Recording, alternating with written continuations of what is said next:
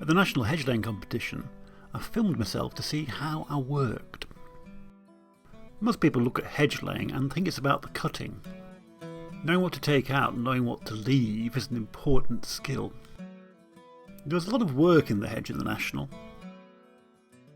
It was a wide hedge with a lot of stems, many of which were quite brittle. That was because the soil was very light and had blown into the bottom of the hedge, which had dried out the stems. Here I'm sawing a stake in half, so I can get it down between the stems. That makes it easier to do the build properly. In the Yorkshire style, the build is done entirely with live wood. It's a fiddly business, and I spent way too much time fiddling with this sort of thing.